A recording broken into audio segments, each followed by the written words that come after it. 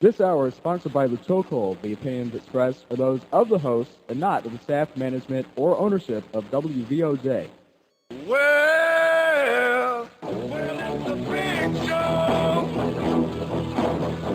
Yeah, there's a big fat show tonight. Get ready, fans, for another hour of pro wrestling talk with the Chokehold here on Choke Radio 970 WVOJ, the wrestling voice of Jacksonville. That's right, the Chokester, Mr. Capone, and special guest Hal Lee, the wrestling doctor, are here in the studio celebrating their third anniversary this week. Take it back to the studio now with the Chokester, Mr. Capone, and the wrestling doctor. And welcome back to the Choco on Talk Radio 970 WVOJ. And Mr. Capone, take it away. All right, ladies and gentlemen, I know this is going to be a very momentous occasion, kind of sweet and bittersweet all at the same time. We have a very special guest on the line right now. You've all heard us talking over the last few months about the Chokehold Hall of Fame, where we put a poll up on the internet and mailed polls out and got the results back. And we're going to reveal all of the results after we get this interview. But it's my pleasure at this time. Many of you know WVOJ as the wrestling voice of Jacksonville when the Chokehold is on the air. But our guest at this time is definitely the voice of wrestling. And without further ado, I would like to put Mr. Gordon Solie on the line. How are you doing, Gordon? Okay, and you're live on the air here in Jacksonville, Florida. I know you spent many a day up here during your career. My daughter lives there. Two of my best friends live there, John and Dr. Curtis. So,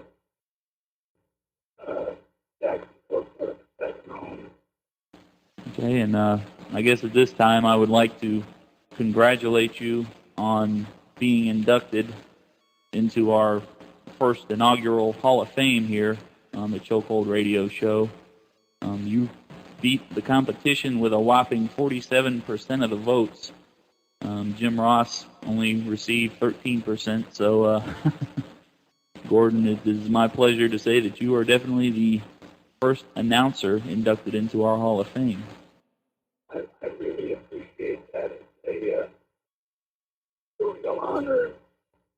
All I can say is that the only reason Jim probably didn't beat me is I've got seniority. Gordon, we've got a very special guest in the studio with us, Hal Lee, former co-host of the show, known to many around here as the wrestling doctor. And he was sharing with us some of his memories of you growing up, watching you here on Saturday mornings. I'm sure he would like to say something to you. Yes, Gordon, this is the wrestling doctor. Yeah.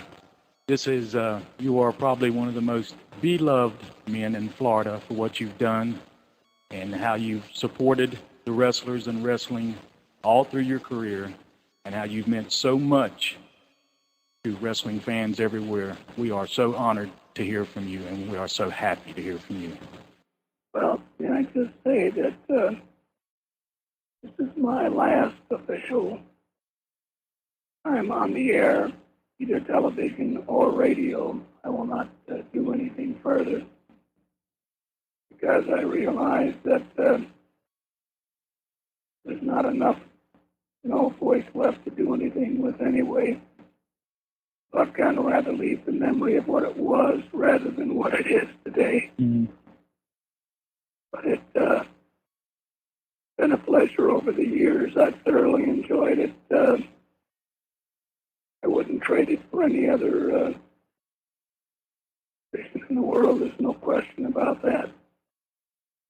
If you can you give the audience a little history of how you even broke into wrestling announcing? Well, I started off as a radio announcer, and Cowboy Luttrell needed a ring announcer.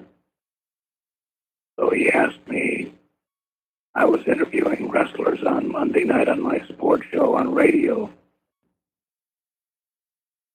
And so he asked me if I'd be interested in being the ring announcer.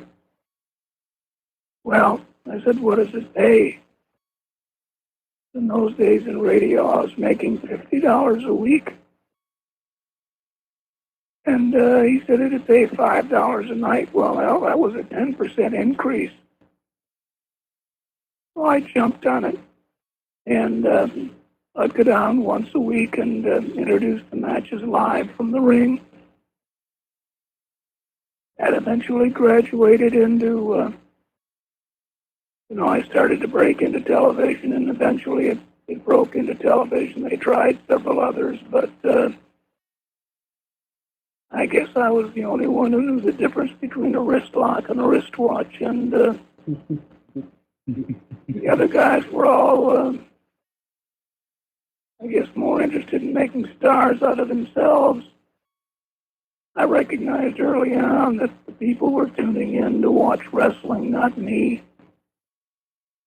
So consequently, the more popular I could make the wrestler, the more popular I became. Like we said, you are the voice of wrestling. I don't think even some of the younger kids that are just getting into watching wrestling even know about you from stories that their parents have shared with them.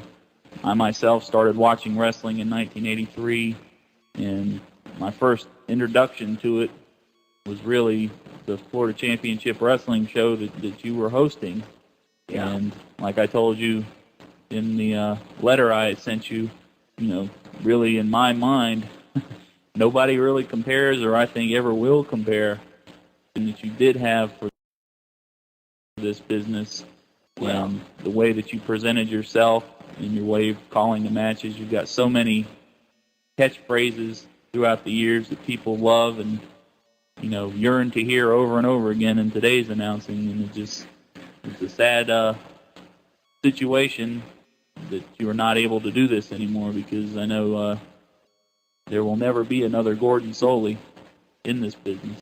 Well, that's very kind of you to say. There's always going to be somebody bigger, stronger, better, and more versatile. So we'll look for that to come along. I know that I hope I've set a fairly high mark over the years, and if I have, that's good. But I've always respected the wrestlers as professionals. They've always respected me as a professional. And I think that's been a lot to do with it. It had a lot to do with the fact that they treated me with a courtesy they wouldn't treat some other people with, because they understood that what they were doing out there. I knew how they were risking their bodies. So it's been a very, very joyous time for me, and I greatly appreciate the honor of the Hall of Fame situation. That means a lot to me. I'm blessed that I've been inducted a couple of times, and to be a non-competitor, get inducted into something like that is very, very flattering and very honoring, and also very humbling. I don't mean to come a little short, but I really feel I must. Okay, we understand. But you can hear it officially. As I said, this is the last interview I'm going to do anywhere. So, if you don't mind, I'll sign off with officially. Thank you very much, and so long from the Sunshine State. Thank you, Gordon Solie, once again for everything you have done for this business. You will be missed, my friend. All right, that was Gordon Solie, his last interview possibly ever. All right, let's go ahead and take a break. You listen to I'm sorry, Tommy?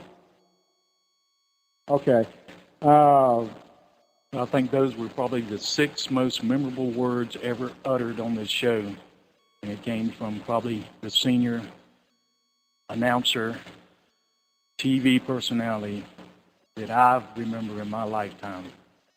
And what an honor to be on the show with that man in his last interview. I know we wanted to take some calls, and I talked to him last night on the phone briefly about entertaining calls from some of the listeners, and we have Crusher on the line, and I apologize to him because I know he had a few questions for him, but please understand that his voice is very, very weak. I told him whenever he felt like he couldn't do it and continue speaking anymore, to just go ahead and cut it, as he did. And I would like to thank Gordon Solie for taking the time to make this his last interview. I know the fans that heard this show and were a part of this show today will remember that for the rest of their wrestling lives.